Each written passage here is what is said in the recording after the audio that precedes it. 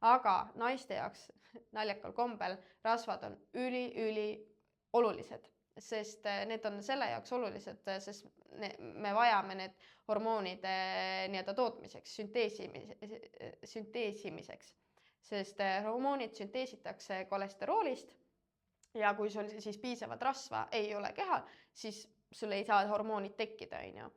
Aga siin on oluline siis see, et sul oleksid tervislikud rasvad, ehk siis ongi, ma ei tea, avokaado, hea kvaliteetne oliiviõli, munakollane kala, need siis aitavad nii-öelda tasakaalustada östrogeeni ja progesterooni. Vot, siis üks asi veel on toidulisandid. Selle koha pealt ma olen nüüd natuke rohkem mingit uuringut teinud ka, lihtsalt sest mul enam-vähem toitumise poole pealt olid asjad paigas, on ju, et siis ma hakkasin mõtlema, et okei, et mis on head toidulisandid, mis võiks toetada minu seda protsessi.